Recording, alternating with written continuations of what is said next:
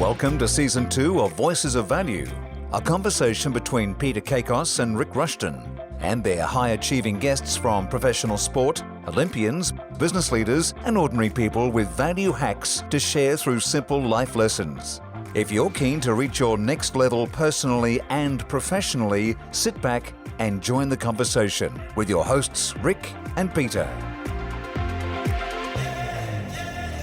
Voices of Value, Rick Rushton here with my good friend Peter Kakos. Pete, we've got a very special guest all the way up over from all of us down under. We can't wait to hear from our very special guest this morning, but another week in isolation, although we're starting to see a little bit of light at the end of the tunnel that's not seemingly attached to the oncoming express train, right? We seem to be doing okay. Yeah, look, these restrictions are lifting ever so slightly. And I think 8 to 10 weeks feels like 8 to 10 months for a lot of people, and especially those who love hugging and, and touching and in an appropriate way. And certainly the hugging is I miss that greatly. But look, these are somewhat challenging times, and when with our guest that you're about to hear from, I was so excited when we got the nod that we were able to speak to her. I really was excited because it was in Inman about 4 or 5 years ago when I saw Leigh, and wow, it's absolutely lit up the stage. But not only lit up the stage, is lit up everyone around her. The people that gravitated to Leigh throughout that conference was just quite phenomenal. And whilst it's someone who just knows every little inside out of real estate, just an incredibly beautiful person and knowledgeable, inspiring, and our commitment in Voices of Value, Rick, isn't it, is to bring voices of absolute real value. And we are not going to disappoint today. So welcome, Leigh Brown. Yeah, and just for look, in terms can of I carry y'all around in my pocket while you finish this introduction? Because that was like the nicest stuff that's ever been said. So I'm just going to record all this and keep it for myself. Thank you. Any day you feel down, which I think is one day, a bit like when Halley Comet returns every 70-odd years, when you're not feeling great, you just play that back to yourself. But for our listeners and viewing audience who are just being introduced to Leigh for the very first time, as Pete said, a rock star agent in her own right, time-tested, her track record for production would be more than enough value to bring to this particular podcast. But more specifically to that, Pete, she's also a much in-demand coach and trainer in the sales, leadership, culture space, and more specifically to that, I think, which is really important. She is just somebody who has the ability to energize others by keeping her energy up. And I think if there's one thing we all need right here, right now, it's that. But she doesn't do it at the expense of her husband or her family. She's an incredibly dedicated family person. She actually ran for Congress trying to make a difference. And I think that's the thing I love about Leigh, is that she could just sit back, relax, park the money, and just keep on doing it one at a time with each sale that she does. But she's got a strong commitment, which she started in the real estate space, Pete. She represented North Carolina, her state at NAR at a state level, has sat on so many NAR sort of boards and steered the direction of the industry to make it better for every stakeholder. Leigh, you are somebody who gives back to her community incredibly well. I mean, you're hosting Sunday sing-alongs, for goodness sake. Just send out your request. Here's a lady who accompanies herself on the piano, Pete, does it incredibly well. Might have just one of the better voices floating around out there. I mean, is there anything you do not do?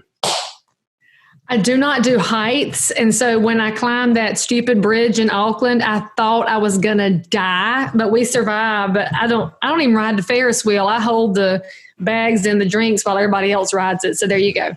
So, Leigh, you were introduced to Australian audiences by our mutual friend. All three of us love her dearly, in Leanne Howard, and you came down under with your family. You turned it into a bit of a holiday, but you also, as Pete said, lit up the stages across Australia and New Zealand some 5 years ago now, which is just absolutely scary. And I had the great fortune of seeing you because we travelled.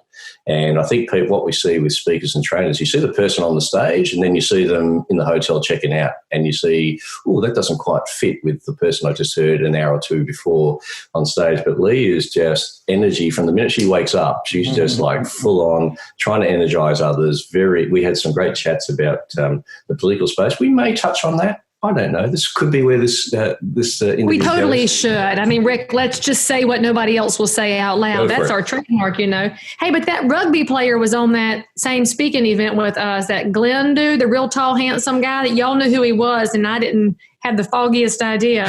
He was very nice. Leanne is amazing. She put together such a great event. That was just well done.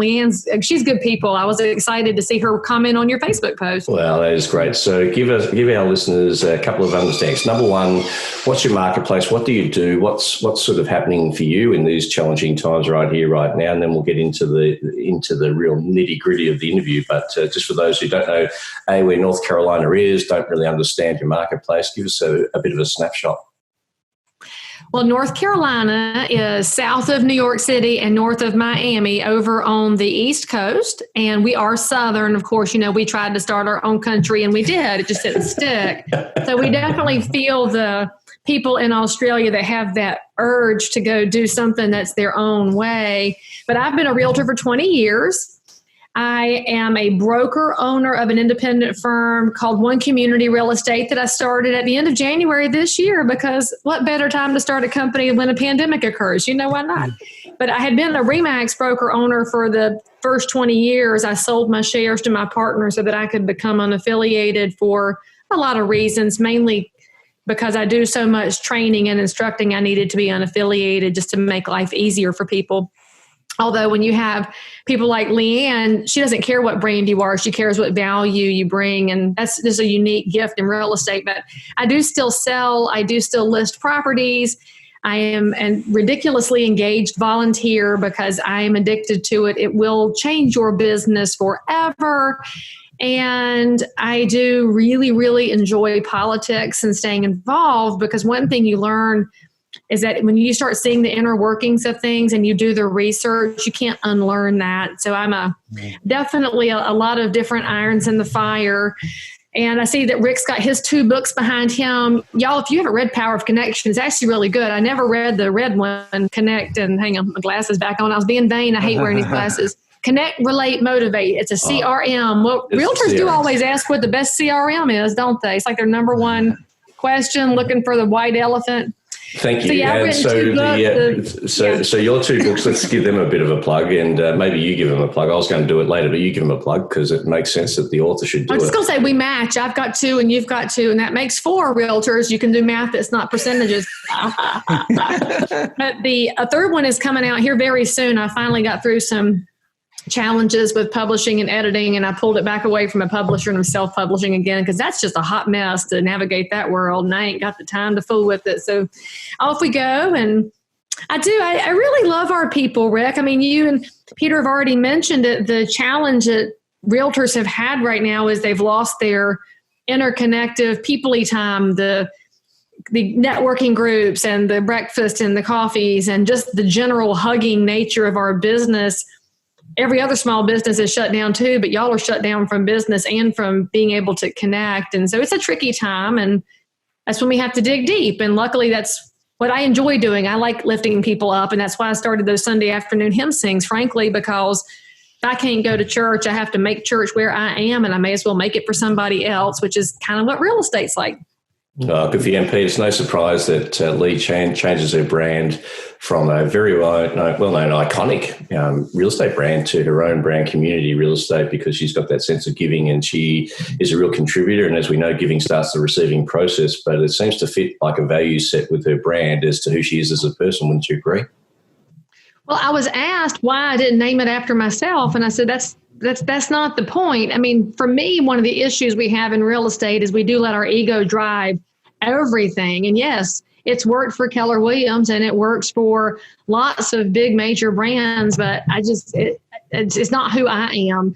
And so the last lady I talked to said, well, I'm trying to start a brokerage. What should I name it? And I said, well, what do you stand for? What do you believe in? And she was having trouble articulating. And I said, well, until you can articulate it, you might want to slow your roll just a second, because you need to have some kind of an idea for the missions and values. Otherwise, you're like everybody else. And the world doesn't need more of the same. The world needs people that are willing to stick their neck out and be a little bit different or create something different that other people can attach to.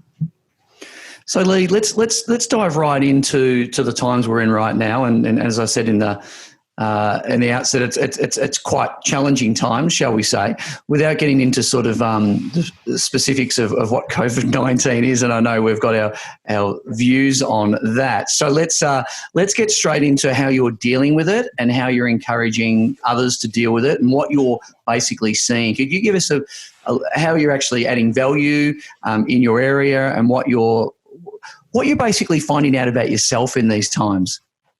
I know y'all like how Peter very quietly and subtly said, please don't go down the rabbit hole of politics, because he could tell I would, but I won't, because I'm nice like that until somebody asks me to. But I will tell you that I'm referring to this time as the great unknown.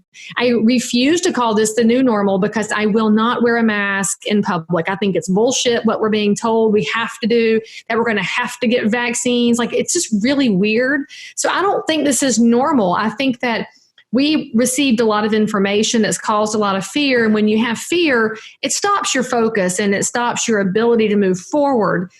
So I'm just going to call it the great unknown, because we don't know how and when we come out of this. But what I can tell you is that as a 20-year realtor, it's my third big market disruption.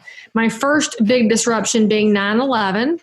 And I'll just remember that on September 10th, everything was normal. And on September 11th, it was a shock to the system. The system got shocked, and then people said, all right, well, we'll straighten it out and move on. And what came out of that was primarily TSA. It ruined our airports and our travel forever. And then we have some really bad legislation that was introduced to spy on citizens that's never gone away in the U.S. called the Patriot Act. And it's what happens when you're not paying attention because you're so busy with the stuff right in front of you, you stop looking at the 30,000 foot view. But that was more of that V-shaped moment because we slammed it down and then we straightened some stuff out and we came out. My second big disruption was the Great Recession. So between 7 and 13, worldwide recession going on.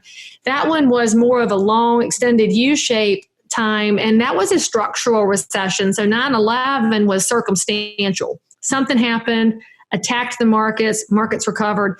The Great Recession, bad mortgages, and if you don't understand tranching and how all the numbers got bad, watch that movie, The Big Short. And not just because it has Brad Pitt in it, he's actually kind of a minor role, but it's over dramatized, but it's the best explanation for structurally why we went down and stayed down worldwide for so long, because it was such a hammer to the large banks. And if you don't like banks, you need to understand they're necessary for liquidity. And that's a conversation we're really not having about this particular disruption in the market because it's over the heads of so many people. So if you're watching and listening to this, I'm just going to assume that you're one of the people who strives to be top in your market.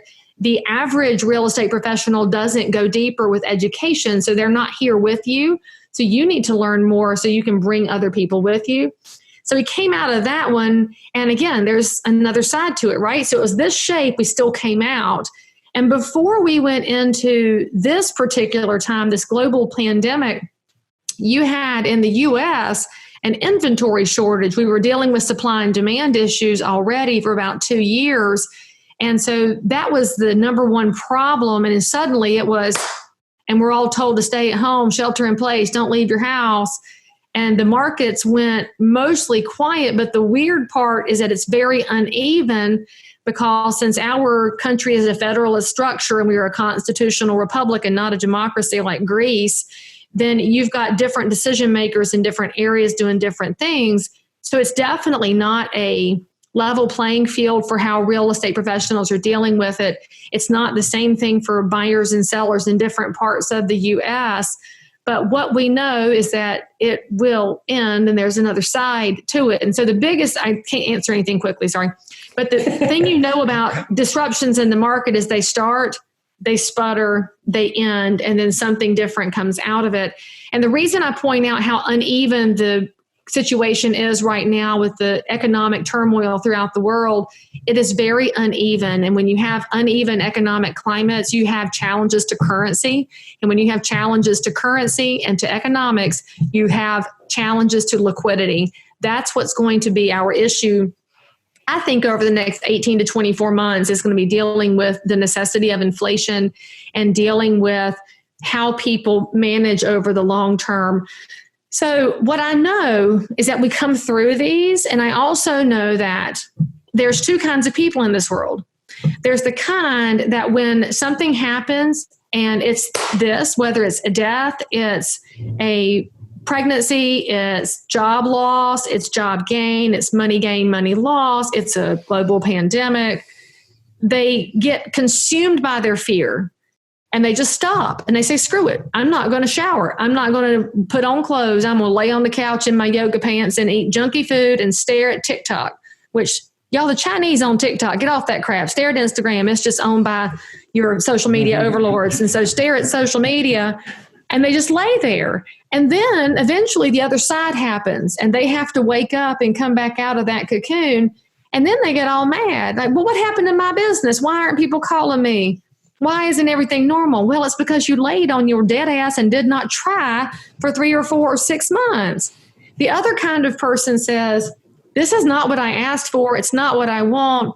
And maybe you're even the one who does the research and say the data doesn't match up. I don't like it. Take all of those pieces together, but you know how to go compartmentalize it and say, I'm going to figure out not what I can't do, but what I can do. And what I can do is be a positive promoter of my community, help where I can. I can be supportive of my neighbors. I can call my past clients. I can check in on my family. I can check in on people with no family. I can keep moving forward so that when the doors are fully reopened, it's that personality that says it's not what I expected, but I have not lost so much ground that I can't recover. And it's harder to be that person. That's the hard choice to make. And I think if this had lasted 2 weeks, it would be no big deal. But because it's lasted for so long, you now have not just the financial impacts on real estate professionals and other small businesses, there's a psychological and emotional impact. I think we're going to be looking at PTSD issues for people who were thrust into family situations that weren't prepared for being together for that long, that were not able to deal with the honesty about finances, or frankly, that feel sold out by the early information that was then proven to be inaccurate, but nobody could acknowledge it. And so all that's going to add up over the long term.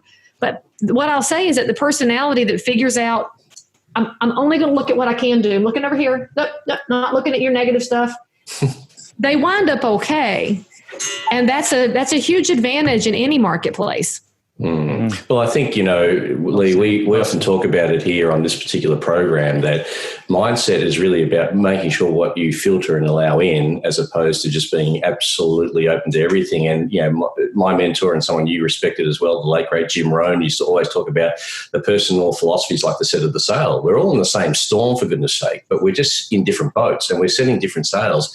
And the same winds of negativity, of scarcity, of adversity, of challenge that are blowing people to that side are also blowing others to the harbour of opportunity, of solution, of energy, of using the same wind but just setting a better sail. And what I'm hearing there, Pete, is that Leigh compartmentalises her thinking and only allows certain things to get in and protects her absolute decision between the stimulus of this thing called the unknown and her response. She's choosing to fill that gap with her own solution, not the solution from Fox News, or we use Sky News down under, Leigh, or in our print media, or politicians. Effectively, you're just assuming all the information and then creating a go forward plan from there. But I don't think it gets much better. Not at all. I mean, quite often we look at distractions and we welcome distractions, don't we, as agents in real estate, and this has been one big distraction. And it's our responses that really affect. They make the biggest difference is how we actually respond. And Leigh, I've been talking about preparing yourself for when we slingshot out of this, because I love how you said it's the you, and we will come out as day follows night, as spring follows winter.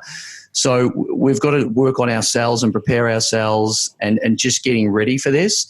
And it's so, it's wonderful to hear you talk about, you can bury your head in the sand, you can put your tracky dacks on and sit on the couch and just absorb every Netflix series there possibly is. But you don't want to leave this opportunity with any regrets. And you're so right, because it was only 2 weeks. It'd be like, okay, that was gone. Great. Now let's get back onto doing things. But this has forced us to really look at who we are as individuals. That's what I've really enjoyed, that pause, if you like, where the distraction is COVID-19, but if you park that, there really is no other distraction at the moment, right? And Rick, as I look at your book behind you, Power of Connection, there has never been a better chance to connect with people, and not purely from a real estate point of view, from a human point of view. And I think that's been a wonderful opportunity for most, and having humility and being able to learn from these experiences, and because everyone's trying to navigate this in the best way, that because it's unprecedented, have never seen before like this in our lifetime. So how we respond is going to basically affect, how we come out at the other end. And I think the other thing, Leigh, is that out. I will say that you talk about connection. I have never had more phone calls answered in my life than during these last few weeks. People are so glad to talk to somebody that doesn't live with them. They'll answer a real estate agent's phone call. And the only reason more realtors don't do it is they're afraid of rejection, but you have to replace the word rejection with connection and realize that if you don't make that first effort, how are they supposed to accept you? You're assuming you're going to get rejected, assume the positive. But now I think people are going to look back, honestly, in another 6 months and say, damn, I wasted that chance. I should have called more people. I should have taken more education. I should have listened to more podcasts. I should have read more books instead of wallowing in self-pity and fear. And it happens to it's human nature, but I don't want to look backwards.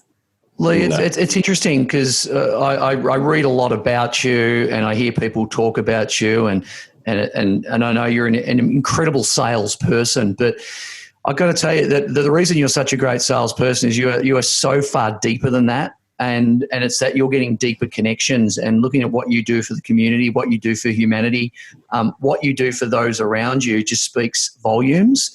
And agents, Rick, don't they, in Australia? I think they're getting a lot better at that in terms of those connections, because if you get that right, it's a bit like focus on the people and the profits will come.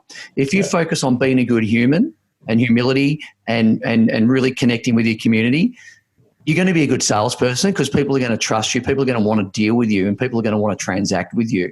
So I just wanted to compliment you on that because it's because there's a lot, and I'm looking at sort of the layers of things at the moment, and the superficial layers of just being able to be a good transactor. Well, when volumes are down, it's hard to be a good transactor because it's hard to get those transactions up. So it's about more meaningful transactions and connections and just getting those deeper layers in with what we do. And I think that was always there, Pete. I think that ability for a real estate agent who was a great people person, a great connector, was always thriving in every market, but they were drowned out by the egocentric transaction volume agents who were just talking about how much GCI they produced and things of that nature. And it almost got egocentric rather than, and if you look at all the media prior to this pandemic, if you want to call it that, real estate agents were very big at self-promoting themselves around their results and what they've done. And, it's almost like Hollywood actors getting paid a massive amount of money and then walking across a red carpet to get some award. And it was almost just egocentric, inside-out marketing. No one was thinking outside in terms of, this process isn't about us, it's about you and what you're trying to achieve. Let me really understand what you're trying to achieve here. And I'll see even if I can help you. I don't even know if I can. So I think, Leigh, what I loved about you when you came down under was you gave it that sort of, Australians love three things typically. They love, tell it to me as it is, give me some strategies I can use, and maybe give me a reference point where it's worked for you. And if it's possible for you, it's possible for me. So therefore, I'm going to follow you. And I think the impact you had here 5 years ago, and why when I posted that on social media, so many people came to me and said, oh, we're there, we love her, she was great. Why does she come back and all that sort of stuff? And they're like, well, she's running a business, she's running a family, she's trying to run for Congress, for goodness sake. She was also running marathons. Is there nothing you don't do, for goodness sake? I mean, luckily Everest is in another country and another continent, because I figure you kick that sucker right in the head too if you really had to. But I think your connectability, Leigh, is something that I guess what I'm going to ask is, was that just inherent in you? Was that a DNA gift, or was that something that you feel that you've worked on as a skill set, in your 20 years? Oh, I don't think anything is an inherent win. I mean, we're supposed to all be evolving and growing. when I first got into real estate in 2000, I was joining my dad. And those of y'all that know me, my dad was a realtor forever. He's retired now. He's a 40-year realtor. And he told me on day one and every day thereafter, it's what you guys just said. If you take care of people first, the money will find you. And so I was trained from day one, just take care of people. I never worry about the price point. I don't worry about where the property is located. It's how can I be of service to the person who called? Well, that turned into a lot of money. And so for the first 9 years of my business, it was all about sell, sell, sell, sell, sell. How many more can I sell? How many more houses can I do? I was definitely focused on being number one because the ego, you can feed it so easily in real estate.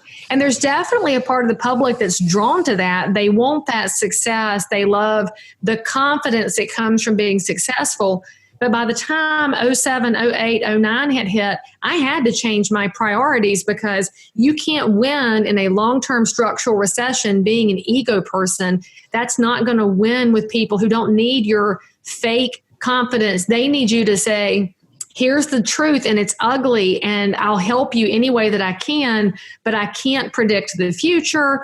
And it was a time for me to really drill down to how I was going to serve people. And that's when I got the nickname, the no bullshit realtor, because I realized I had to take all the fluff out. I had to sit down with people and say, these are your options. Let me help you. And my business started to really grow when I changed that messaging from I'm number one to I can help. I don't know what the answer is, but I'll find a way and I can help. And that's evolved since then from just helping with real estate to being more focused on the holistic nature of the community that I serve. And I don't make as much money now as I did, but that's okay because there's only but so much money you can spend. And money can't be eaten, and it's not your friend, doesn't talk back to you. If it does, you've got some real problems with your Bitcoin to say. But you start looking at what actually matters. And the people that work with me, we had a meeting, I don't know, maybe 4 or 5 years ago, and each of us declared what our income goals were. And we added it up and said, well, we made more than that. And everybody as a group said, yeah, but this is what we want. And that's what we need. So why don't we focus on more time off, more vacations, more focused on health and wellness? I didn't become a runner until 2011 and then 2012. And it was hard to get started, which is very similar to what we're talking about here. You can't be thinking it's going to be fast. It's not a fast answer. It's not an overnight answer. It's an evolution. And I'm a runner today because I have been running now for almost a decade and I didn't want to be fat. And so to solve for that, I had to make different decisions and make some disciplined decisions. And I can think about when you're dialing into your community, you start noticing things differently. And I think that's one challenge of social media. We don't notice deeply. We are very surface driven. You'd rather have 1,000 leads that you bought from a website instead of knowing that my neighbor across the street turned 80 on Saturday and we got invited to the birthday party. I'd much rather be at an 80-year-old's birthday party than trying to win over 10 random cold people who came in, because that's not life. Yeah. I can't emphasize that enough, that we have to, each of us, learn what enough looks like and then figure out where your impact lies. And for me, as my impact has moved more into speaking, and I found my voice because I didn't know I was a public speaker until 2011. That was a change in my career that I didn't expect. But when you find something that resonates, you've got to be willing to move towards it, even if it's scary and different, because somebody else might be impacted. I mean, I love real estate because it gives us all these angles, but I'll just point out briefly, as a former top producer, I'm worried about our transactional brokers right now because a lot of them peg their self-worth on money. They peg their self-worth on transactions and on their ranking in the marketplace, and they're going to have some challenges believing in themselves. So if you are a top producer who's watching this podcast, because obviously you're out there stretching to grow, just acknowledge that your goals need to be adjusted right now. And it's not a reflection on you when you don't sell everything in the marketplace, but there's definitely a good opportunity to retrench right now and the book I always recommend is Simon Sinek's book, Start With Why. It's still my favorite business book of all time. And I think most real estate professionals don't slow down enough to decide why did you pick a hard business that's commission and people yell at you and you work long hours and sometimes you get the deal and sometimes you don't, but you could be working a normal job. So why? And if they could articulate that, it would match the goals. And if the goals match the articulated value statement, then you get to spend more time with the 80-year-old across the street and less time on the computer. I was actually about to go there with a Find Your Why, because I know that you love that. I know you speak very passionately about that. And I was reading that the other day, the second one, the Find Your Why, and they were talking about your why is like a jigsaw piece. And if you know what your jigsaw piece looks like, you know where it's going to fit. How do you look at your why, and how do you sort of find your why, and how do you sort of advise others do the same? Because I love this why conversation. It's women's intuition, frankly. I mean, women know these things faster than men do. Right. Like, you boys know. So help us then. Well, so your why moves. And I think there's got to be an honesty about the fact that I talk to a lot of agents. They send me all these private messages. And that's one of the things I really love about being visible in the business and being really obviously transparent. I don't have any secrets at all. They ask me these really blunt and open questions that they can't ask anywhere else, because we are such a business built on ego and image. They can't really ask. And I talk to these top producers that are selling $100 million in U.S. real estate, and they are tonning it. And the number one thing they say is, I'm bored, I'm lost, I'm lonely. I don't know what to do next. What is next? And when you find yourself saying, I'm bored, what's next? You've got to realize your why is moving. And that's one of the reasons I love that book. I read it all the time because my why has changed. You can read Who Moved My Cheese, but I think Simon Sinek is better at articulating how to work through it. But at first, my why was to be number one. I wanted to be number one, to prove something to the world. I grew up on a farm. So for me to be a top producer in a field of people that are fancier than I came up would prove something to me. And then it moved into public speaking by accident. And then my why became something outside of myself. It was no longer prove it to me. It was, holy crap, people might need me. They might need the words that I say. And now my why is moving again, because one of the things I've been doing for the last 2 years, it's my favorite project. I've been doing speaker boot camp training sessions to help get more people to give an effort to bring their skills and talents to stages to teach and instruct, so I can replace myself so that I can go do something else, which I don't know if that's going to wind up being an elected official. I may never get elected. I've now run twice and lost twice, so who knows? But maybe it's advising elected officials. Maybe it's writing more books. Maybe it's being on different stages. I don't know. But I can tell, because it's boring, right? Somebody says, I want to sell my house. I'm like, I know what it's worth. I know what to say, and I can go do it and I can turn it on. But it's not fulfilling like it has been. And I mean, I think you just know. And the key is acknowledging it when you know it. It's not knowing it. It's acknowledging it. And as we know, I was with a client today, and he's changing jobs, and he's taking a pay cut to move into an entirely different field because he feels that it's time, and they're being called into this space. And there's a lot of nerve that goes along with this and a lot of fear, but his eyes are sparkling. I've known this man for a decade, and I could see it when I talked to him that the juices are back. And even though the money is less and there's a lot of fear, there's something else to strive for. And you talk about what the coronavirus could wind up doing to us. It's going to squelch a lot of that spark and a lot of that passion, because the fear can beat it down. And so, y'all, you have to read that book. You need to read it right now to help yourself get back into a good space where you can move it forward. You just know, guys, you just know. It's like you started this podcast, right? Why did you start the podcast? Because you wanted to reach other people in the way they wanted to be reached, where they're consuming information. You're trying to fill people up with positive things that can impact not just their businesses, but their lives in a way that will impact more people. And you're not doing this for money, obviously, and you're not doing this for fame, because you primarily reach your starting audience and they reach some people and it grows. None of us is going to be Joe Rogan with our podcast, right? And we don't really want that. Those are 4-hour-long episodes and they're crazy, but you have maybe to so. Our why has been, has for the in terms of voices of value, that's been with us, and that hasn't really wavered for some time, Rick. It was just about finding a way, wasn't it? And then or just basically taking that first step, and that first step was walking into DJ City to buy some microphones. So and here we are. But it's interesting. Just a quick tip.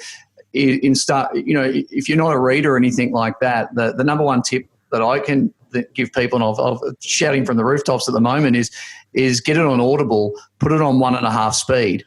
It's a 10 and a half hour book, 5 walks on it for an hour a week, and you have done it. Yeah. And it's just, I've got the beanie, the headphones on. It's freezing here at the moment in the morning in Melbourne. And I've got the big jacket on, and I'm just going, and it's, people must walk past me though and just think, well, what's wrong with that guy? Because I go, yeah. You get that aha moment. Reading. That's right. Do you find them speeding up a little bit, thinking, I might get mugged here? This guy looks like he's going to roll me from my wallet. Like that'd be scary. He's pretty excited. He's just going ding. But it is. It's you find something like that, and the first thing you want to do is just share it with as many people as possible. So that's thanks for sharing that one. And the other thing with Simon Sinek's, Power of Why, it's also a great TED talk if you're more into a visual learner and you want to sort of see it, when he draws the golden circle and he talks about, most organisations start off with, trying to give their point of difference about how they do what they do and what they do, but very few start off with why they do what they do. And, it's always the fact that reasons come first in the game of life and answers come second. If you find enough reasons, you'll find enough answers to help people become better thought leaders, to become better presenters. And, we're very passionate, aren't we, Pete, about giving space for people to shine and making sure that we get them to tune into, the feedback that their own body is giving them. I mean, Shanna Kennedy, a past episode on this wonderful podcast, talks about the fact that she gets her coaching clients to identify who are they without their jobs. Who are they without their title? Who are they without the ego of all that? Ultimately, who are you? And that's a real deep question to ask a lot of people, and might be too deep for the majority, but I don't think most of our subscribers would fear that, because I think that's what they're on. They're on that pathway for personal development and trying to find a better version of themselves. And,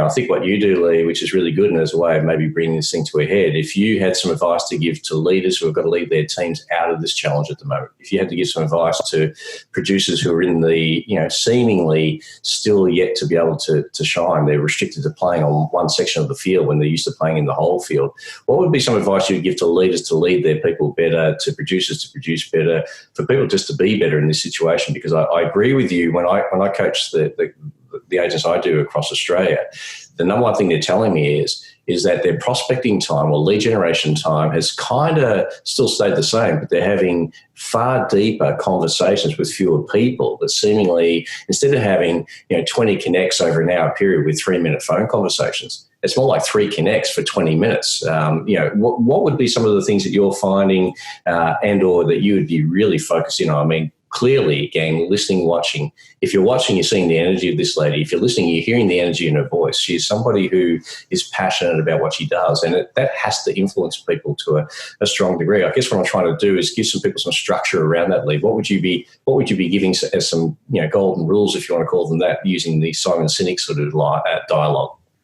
So as a leader, you need to be in front of your people, even if they're at home. So Zoom is one of the best things ever. I've been using it for a few years because it's what allows me to work with buyers and sellers while I travel across time zones. I can still consult by Zoom, but you got to call and check in on your agents, because there's just 2 kinds of agents. You have some that are persevering, and you have some that they're just melting into the couch, and they need to hear from you and see you and know that you notice them. It's not about the call logs and the activities and what are you doing. It's not that time. It's, are you all right? Do I need to send supper over? Do you need toilet paper? Do I need to bring you a bottle of liquor? It's learning how to spot where people are. And that's one of the gifts of real estate professionals. Your best ones can read into a situation, which is again, why it's tricky not to be in person, because I'm a big body language reader and we don't get that gift right now. But you can hear it in somebody's voice. You can see it in whether or not they've put on their makeup and put a decent shirt on, if they're in it or not. So daily or weekly Zoom calls with your people. And then the rule in my office is it's one phone call a day. So if you make one phone call a day, you're on my list. And we make our one phone call at 8 a.m. It has to be somebody in your phone. This is not a lead. This is not somebody from an open house. It's somebody in your phone who probably has you saved in theirs. Because one thing that realtors tend to forget is that your best communications are two-way streets. And so they're glad to hear from you, just like you're glad to call them. It's not a chore. I think lead generation becomes a chore because you're calling random strangers who don't want you to call them. If we would get back to calling our best people, and there's research for this. If you look up Dunbar's number, he was a British psychologist in the 1990s, evaluating how many relationships could the average human handle. And most realtors think they can handle 10,000 relationships. So that's a lie, because you only know a little bit. It's not that 20-minute conversation, but his number is between 100 and 200. So for most people, that just lands at 150. So my question for any agent is, when you look at the names in your phone, who are your 150? If you can only keep 150, who do you keep? And you keep mom, you keep your next door neighbor, you keep your spouse, maybe you keep your kids, you keep some really special people. And if you want to know who they are, the easiest test right now is, who do I want to go drink a beer with right now? If I could go drink a beer right this minute, I would call her. I would never call him. Okay, that's not your 150, but she is. So you start narrowing that down, and you call one every day. Now, why does this build your business? It's called reticular activation. The minute you call somebody, you are a realtor, and real estate went here in their head, and now they get on a company Zoom call and somebody says, oh shit, I'm being relocated. I've got to go to Cairn, which is my favorite city in Australia, by the way, and not just because Tony Williamson is there, but I love that city. And if they're complaining about moving there, well, you just called your friend John, and John's like, oh, you're moving? Oh, you got to totally call Tony. That's my guy. And you don't want to be, I've got a realtor for you. No, I want to be my guy, my girl. You have that really cool little moniker that they think of you first. And it's the phone call that brings you top of mind, knowing that the average adult retains a marketing message for 16 days. So if you're in the mindset that you call your people once a year, that's why you're losing them to other people who have tighter connections. And that's okay. If they're not in your 150, let somebody else have them, because you can have a really successful career with 150 champions in your marketplace. But that's it, one call a day. And I'll tell you, the fun part is they usually answer your call, and they're usually delightful because they're your people, which means you're like, you know what? I'm going to make a second one. And that's half the battle, is that get over the hurdle that they're going to reject you. And you and I both know real estate, for years, training has talked about the hour of power. You got to prospect for an hour. Realtors don't do it because it's too much. They're overwhelmed, and that's really big to bite off. But if you tell them to make one phone call, they're going to keep making them, and suddenly the hour passes. It's that whole adage, how do you eat an elephant? One bite at a time. So it just builds momentum, and it gets them sort of into a reward for effort. So they go, I like that, so I want to do that again. And, I have that. And you got to build this, right? Yeah, a bit of heart share. So we all know that market share is built from heart share, and we get that, and that's important. And one of the things I'm finding, Leigh, is that long after the phone call's been hung up from, or long after the SMS or text message was deleted, or long after the email got out of the junk file and put into the block file, or long after any of the social media feeds have been passed by onto the next one, the one thing that seems to last with a lot of people is just a simple, old-fashioned, handwritten thank you note that just says, hey, I'm just checking in with you. I haven't heard from you for a while, and I just want to let you know that whilst everyone's stuck at home, we're still helping local families get to where they need to get to. So if there's something we can get to you, and whether that be a loaf of bread or whether that be a new home, we're still happy to help you through these challenging times. I'm just a phone call away. Long after all those other high-tech things have been deleted, the high-touch thank you card sits on a fridge maybe, or sits on a study desktop or something. And so I'm sort of saying to people, if you're going to go anywhere in this particular time, make the calls, but at the end of the call, maybe send them a thank you note and say, it was really great just to reconnect with you. It's been too long. And I really appreciated that, you think I was helping you get through it. Our conversation helped me get through it. So together we're getting through it. I think that's that community thing, Pete, that Leigh builds from. And it's no shock to me that, leaving an iconic brand like Remax, starting our own brand with the absolute catchphrase of community, because it really just sums up this amazing woman. We can speak to her all day, I think, and we've really only scratched the surface right here, right now, haven't we? There's always something to say about real estate. I mean, realtors love nothing more than talking about this business, but you have to remember that when we have our echo chambers where we talk about real estate nonstop, your community is not that into real estate. So the biggest thing I would tell you is that as you're having these phone calls and thinking about the personal notes you can send out, look at your feed, look at Instagram and Facebook and whatever your social network is, and look what people are talking about. They're talking about, what are we doing with these kids? What are we doing with our spouses? What are we eating for supper? What are we drinking tonight? What are we doing for exercise? People are talking about home life and relationship things. And so if you start jumping in there with real estate, you are completely creating cognitive dissonance, and that's not cool. So if they're talking about what they're doing, then figure out how you can be in that same conversational thread.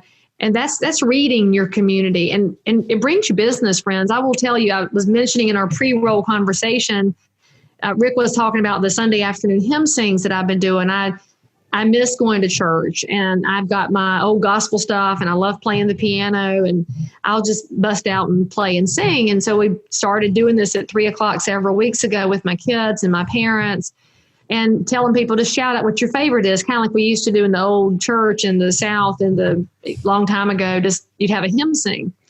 Well, what happened is people were logging in because they need something. They don't get it anywhere else. Give them what they want, and it's not anything fancy. It's not polished. It is, I make all the mistakes in the world, and I acknowledge it, and I'm cool with that. But they really like that connectivity. Well, people start sharing it because it means something to them. And you have to ask yourself in your real estate marketing, what are you putting out there that means something to somebody? I mean, not very much. And so they're sharing it. And a lady that I sold a house for about 12 years ago pipes up. She saw the hymn sing. We're not connected on social, by the way, because that was before we got into this stuff. And a friend of hers had shared it from a friend, and all of these little 6 degrees of Kevin Bacon. And she messages me, and she's like, I don't know if you remember me, but you sold our house. Here's my picture, me and the husband and the granddaughter. And of course, I remember her. I remember all the details because, like any other realtor, I could not tell you what I had for supper last night, but I can tell you every house I've ever sold and every client I've ever had. And it turned into this really amazing, where have you been conversation? And she's like, I'm so proud of you. And we see all you're doing and blah, blah, blah, blah. And it was all because I was vulnerable enough to put myself out there and say, I need this, which means other people might need this, which means other people are then reaching out beyond that. And there goes my cuckoo clock. Got that working during the... And just for those with authenticity, it's late afternoon Monday when this is being recorded in Leigh's hometown, and it's kind of early morning for us here in Australia in terms of Tuesday morning for us. But it's fair to say that we could have this conversation after midnight in both time zones, and the content would still be absolutely world class. It's kind of interesting. I'm gonna finish up with one last question from me, and then I'll hand over to Pete, and we'll do a wrap because we are conscious of your time investment here today. You and I had an interesting chat. You may not remember it, but I was wearing a set of cufflinks, and you asked me, if you remember who was on the back of that, which is your favorite president, my favorite president. Will we see in your lifetime a first lady become president of the United States of America in your time? Hell yeah. It'll be in 2024, and it'll be Nikki Haley, and she's amazing. Write it down. That woman is brilliant, and she's a star, and I love her. And she takes no prisoners, but she does it kindly. I think that's one of her most amazing gifts. And so I absolutely think we see Nikki Haley in 24, and then we see her again in 28. Well, I think what we're finding here in these challenging times is there's an absolute strong need for leadership at the moment, Peter, across all platforms, whether that be the real estate industry, whether that be politics, whether that be in our schools, in our churches. the world is crying out for leadership at the moment. And one of the leaders I think that we've been really fortunate to tap into on what is now, what's this, 63rd episode, I think, over the last year and a half, Pete. It's hard to find a better leader than the beautiful Leigh Brown. And she's just given absolute gold today in terms of, I'm checking into that Dunbar sort of thing. That gives me some certainty around that particular study, right? But in terms of that, I think we could have just listened to her talk the phone book, and with that southern drawl, it would have, she had me at hello, as she did 5 years ago, if the truth be known. But we're hearing about compartmentalising your thinking, making sure that you're in control of what you decide, gather all the information, and you can't have too much information, and then decide what you want to do with that information. And at the end of the day, if all else fails, just pick up the phone and dial someone and just check in, not check up, check in. How you doing? Are you okay? Is there everything okay? Not checking up, what are you doing? How many calls have you made? What's your production looking like? More importantly, can we get you something for dinner? Can we get you something do you need anything? Do you need toilet paper? Like, that was the number one commodity on the planet over the last sort of 4 to 6 weeks across the globe, right? But Pete, any observations from your end before we let this lovely lady go? I was just going to say, for us, Leigh, we're quickly coming out. Well, when I say quickly coming out of it, ever so slowly, maybe drip feeding out of it. I get this fear that we're going to miss an opportunity that is right now, and I think what you've shared today is wonderful. And I know that the restrictions are still in some states there are still very, very, very much in place in a big, big way. And I just want to tag back to the presidents, because it's interesting. Part of this time I said to Rick, let's get Masterclass. Not sure if you've seen Masterclass with all those series of, different things. All of a sudden I'm going to become a film director. I'm going to become this great Mexican chef. But it's interesting. Both of us really like Diana Kearns and her study of US presidents. Doris Kearns Goodwin. Doris Kearns. And it's interesting. I just wrote down one of the quotes from Abraham Lincoln. I don't like the man. I must get to know him better. And I think that's great for these times, because as real estate agents or as realtors, that this is a time when you haven't been able to do as much real estate. So you need to be better in other areas, and your connections. It's like, how deep are your connections with instead of just picking up and talking about real estate, we've actually now been put in a position where we need to pick up the phone and talk about other things. And how genuine does that feel to you? Which basically is a good way to then look at yourself and get to know yourself better as to how you actually are communicating with your clients. Is it purely superficially on a real estate, I just want to help you sell your house sort of thing, or is it just genuinely a need to serve? And that general need to serve is what I hear loud and clear with you, Leigh, and you do it so well. You do it so eloquently. And it's been very inspiring to hear you speak. Especially, we need more people like you. We need to listen and get more ideas, more confidence, more clarity from across the other side of the world. And whilst you're in a totally different part of the world, we're all sharing the same experiences more than ever right now in the landscape that we're all trying to navigate through. So thank you so much for your time. It's I'm sure we've brought incredible amounts of value to our listeners. Any last words from you, Leigh? Well, I'll just piggyback on one thing you said there about leading with service. Everybody leads in their own way. The question is, what are you leading with? And you have to figure out what that passion is. And so you go back to that start with why idea. And it's not just about your professional life. It's about your personal life and what do you enjoy. So I enjoy cooking. I do not enjoy sewing. You haven't seen me make videos of making masks because A, I'm against masks, and B, I don't want to. I don't like it. I don't want to. But I love to cook. And so when there's something that you enjoy, bring other people into that space in a way that embraces them and embraces your own fallibility. And when you're thinking about making the most of this time, you can go the masterclass route and get really good at what you already like. You can also take the route of finding out who else shares your passion. And when you start paying attention to details, you start to spot it. I will say that as a runner, I didn't pay attention to the runner community until I became a part of it. And now I know when people are running, and I can elevate and support other people and cheer for them, and they cheer for me in return. And then that took me into the food community more, where I start reading labels, and I've taught my kids how to read labels to look for things that should not be in our food. And that's another one of these moments with coronavirus that you can say, I've moved into a space that I want to learn about. I'm going to bring somebody with me. And that's going to allow me to come out of the great unknown with more than a professional life. So my kids are going to come out of this with more understanding, not just of civics and of economic systems. They're coming out with knowledge of the garden that we've put in. We've talked food security. We've talked about putting good food on the shelves and food in our bodies and eating out less, so that we can make more specific choices. And so it all goes back to those first things we were talking about. And you mentioned your wife is in nutrition, Peter. She knows very well you can eat a good, solid, healthy meal one time, and it is not going to change everything for you unless it becomes a discipline and a habit. And your real estate business is no different. And so if you start building humanity into your business as a habit, it won't change when this world is over, and you'll have a healthier business. And pay attention to what you're eating, people. There is some really nasty stuff going into your bodies right now. You could fix that. I'm just saying. Because all your choices add up over time. And the choices that are adding up are either positive choices or negative choices. And that's on you.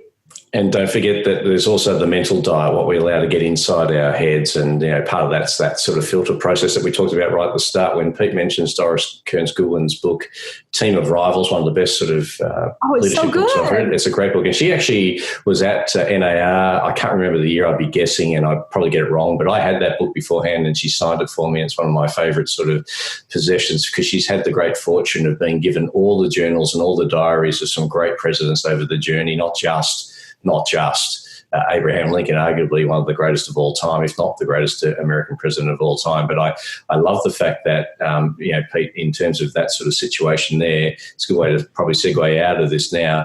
It's not lost on anybody that anyone who studied American history, studied Abraham Lincoln, realises that he too lost his first two elections that he ran for. But on the third one, yeah, I know. But the first two that didn't go that well before he actually got into a position where people kind of went, you know what? He got through that sort of particular Republican sort of convention because he didn't offend anyone. He wasn't someone who was seen as an out there, outlandish sort of self-driven individual. He was actually conciliatory and he wanted to help everybody. And so when Seward, when Chase, when Salmon Chase, when all these people thought they were the ones, the people said, you know what, we're going to give it to the one who's most authentic, the best leader in our organisation. And when he went to power and he brought all of his rivals into his cabinet and his advisors were saying, what the heck are you doing? Every single one of them wants your job. Every single one of them are waiting for you to fall over. In fact, many of them are sharpening the blade to stab you in the back. His answer was, but these are the best people in what they do. How dare I keep them from the American people in these times of challenge? My job is to make sure that they are serving the people well, and if they serve the people well with servant leadership, then I've done my job and I'm quite fine with that. I think, Leigh, what I hear from you is you're a servant leader who wants the best for everybody. At the same time, what you're trying to do is get that discipline in play where the bridge between what you are now and where you want to get to is going to be bridged by discipline, and you're doing that, you're showing up. You light up a room the minute you come in, you light up a stage without the extra lighting, and as we know, Pete, some people light up a room the minute they leave it, right? So this is a lady who I know our listening audience and viewing audience will want to connect with even further. Leigh, if someone wanted to reach out to you and just to say thank you, which are the two most underrated words in our industry and in our language, how would they best do that? Oh, golly, I'm everywhere. I manage all of my social accounts. So if you want happy on Instagram, I'm Leigh Thomas Brown. I'm pretty happy on Facebook, although it's not my favorite platform anymore because I get shadow banned all the time for having opinions. I'm very political on Twitter, so if you don't like that dumpster fire, do not come find me over there. But if you want to spar, I'm all over it. And my website is leighbrown.com. But I manage all my own social channels because I do believe social media was intended to be social. So it might take me a minute to reply to you, but I'm there and I enjoy the heck out of it. So reach out if I can help you or if you need anything, and we'll let you know when I come back to Australia again. I think I'm 3 years now since I was there last in Queensland, so I'm due to come back and visit. Well, you got to come where all the wonderful people come from, which is Victoria, but that's a story for another time. Leigh Thomas Brown, you have been an absolute inspiration, not just in this podcast, but across an industry for more than 2 decades now. And you're somebody who is revered. I don't know anyone who's ever heard you speak who doesn't say, my gosh, I don't know what she's on, but she needs to try decaf. Like, they all think you've got energy to absolutely burn. But one thing that is beyond dispute and beyond any challenge at the moment, you're a giver of the highest order, and giving starts the receiving process. You've received so much in your life because you've given so much. Your parents are proud, I know, because they sit along you every Sunday and I get to watch that. Your children participate in that. I suspect your husband can't hold a tune because I don't really hear him singing too much, but that's a story for another time. He won't come near the camera. I know he won't. He's happy to live in the shadows. But, in all seriousness, we thank you for the gift of your time. It is a real gift. It's sort of packaged up beautifully in you. And, for our listening audience and our subscribers and those that have been having sort of little gatherings this morning, this is a dynamic individual, someone who can impact your life for the positive. So do let her know if it has made a difference for her, because she doesn't do this for anything other than the value of contributing. And, as someone who has community as one of her values, it's something that we're really respectful. Leigh, on behalf of all of our listeners and our subscribers, thank you so much for the gift of your time today. And we look forward to, Peter, I think it's fairly safe to say we'll have to have her back. We can't just let this be a one-off interview, surely. There's got to be more there that she can kind of talk about. When you bring me back, let's talk conspiracy theories and wild things. That'll be a lot of fun. They'll really tune in. And by the way, friends, if you did enjoy this episode, why don't you hook the boys up with a 5-star review and a subscription on the podcast networks, because that's what helps other people find good content. So if you've enjoyed it, give them a shout. And if you have guests or you should be a guest, you should let them know who you'd like to hear from, because as a podcast host myself, I really love when I get productive feedback, even when I get really nice 5-star reviews with kind words in them. And if it's 1 star, then just keep that to yourself, because that's just Leigh Thomas Brown, stay well, stay healthy, stay amazing, Thanks, stay Leigh. productive. Thank you so much.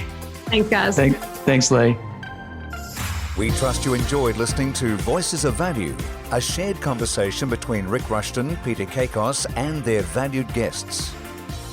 Their views are not necessarily those of the wider world, but they should be. Subscribe to the show on iTunes, Stitcher, Spotify, or your preferred podcast source, and we love to hear both your feedback and ratings on the content we provide. Additional information can be sourced through our website, voicesofvaluepodcast.com. Join the conversation again next week when Peter and Rick continue the search for truth, justice, and the value-added way.